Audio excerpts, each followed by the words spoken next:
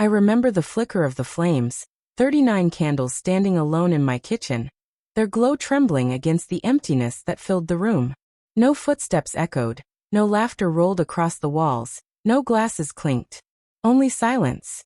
I had sent the invitations 2 weeks earlier, hoping for nothing extravagant, just a simple dinner at home. Family gathered close. My wife had promised she would prepare the food. My daughter had said she'd bake the cake with her own hands. I believed it would be perfect. But perfection is fragile. My brother shattered it with a casual announcement, a barbecue. Same day. Same time. Same guest list. He called it convenience, but I knew better. It wasn't casual, it was calculated. And every one of them chose him. Even my wife, even my daughter. That evening, as I cut into a cake that no one else touched, a cake my daughter never made, my phone trembled with 52 missed calls. A message appeared, call me. Urgent. My lips curled into a bitter smile. She didn't realize it yet, but the first move had already been played. Once my brother and I were inseparable, co-conspirators as children, side by side through adolescence. He was louder, bolder, always hungry for attention. I never envied him. I thought blood ran stronger than rivalry. But as we grew older, I noticed a pattern. His victories always cost me something. His charm always cut with hidden edges. That barbecue wasn't about food or fun. It was about making me invisible. And my wife's betrayal burned deepest. She didn't just attend, she helped him orchestrate it. My daughter trailed after her like a moth to brighter fire. That night, eating in silence, something inside me calcified. I would not beg. I would not compete. Instead, I would let absence speak for me. So I became a ghost in my own home. No confrontations, no arguments. I offered nothing to strike against. Invisibility was my armor. But there is power in being unseen. People grow careless when they forget you're listening. And I listened. I watched. Bank records revealed hidden transfers. My wife secretly funding my brother's ventures. My daughter's weekends, supposedly at her friends' houses, were spent at his place. Piece by piece, I traced every lie, every shadowy meeting, every whispered deception. They thought I was asleep, but I was wide awake. Revenge doesn't bloom in haste, it grows slowly, deliberately. I built mine step by step.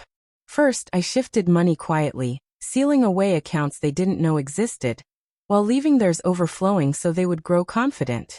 Second, I gathered proof, screenshots, emails, recorded conversations. Enough evidence to turn loyalty into suspicion, admiration into scorn. Third, I reshaped the story, slipping fragments of truth into the right ears, letting gossip carry it further than I ever could. I was patient. I wanted their downfall to feel inevitable, like gravity pulling them into the ground. The strike came on his birthday, not mine. He threw a lavish celebration. Music booming, glasses overflowing, laughter swelling through his yard. My wife and daughter were there, shining at his side as if they belonged to him more than me. At the height of the party, I pressed send. One email, addressed to every guest, every partner, every relative in attendance. Inside, bank transfers, debts, photos of secret meetings that could be read as affairs, truths sharpened into daggers. Phones buzzed. Screens lit. Whispers spread like wildfire. Smiles froze. Laughter vanished. My brother's confident voice cracked under the weight of denial. My wife's hands trembled as images flashed across a projector screen. Proof of her treachery laid bare by a helpful guest. My daughter's tears weren't for me, but for the public shame. I didn't step inside. I didn't need to. My presence filled the room in the form of every shocked gasp, every turned stare, every shattered illusion. The collapse came quickly. His investors cut ties. His friends disappeared. The empire of charm he built crumbled overnight. 2 days later, my wife returned, eyes hollow, voice pleading for conversation. I gave her none. Within a week, the locks were changed, her belongings folded neatly by the door, divorce papers waiting for only her signature. My daughter defended her, resented me. But she was too young to understand loyalty's weight. One day she will. One day, she'll see clearly what choice her mother made. My confrontation with them wasn't spoken. It was absence itself. When they reached for shelter, I was not there. When my brother searched for an ally in his ruin, he found only silence. When my wife dialed again and again that night, staring at 52 unanswered calls, she thought it chance. It was no accident. It was design. Now, when I think back to that night in the kitchen, the candles flickering against empty chairs, I no longer pity the man who stood alone. I feel pride. That was the night I shed weakness, the night they revealed themselves fully. They believed his party proved my insignificance. But in truth, it sealed their destruction. I never raised my voice. I never struck a blow. I didn't need to. Truth did the work for me. And truth, when wielded carefully, is sharper than any blade. Do I regret it? No. Regret is for those still begging to be loved. I crave nothing from them.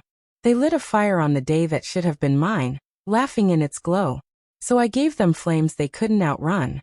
Today my brother drowns in debt. My wife drags her shame like a chain. My daughter avoids her reflection, afraid of what she sees. And me, I sit in silence. But silence no longer means emptiness. It means strength. It means clarity. It means freedom. Family is not who you invite to your table. It is who arrives when the candles are lit. That night, as I blew out the flames, I made a wish. Not for forgiveness, not for them. I wished for strength, for justice. And as the smoke curled into the air, I knew my wish had already come true.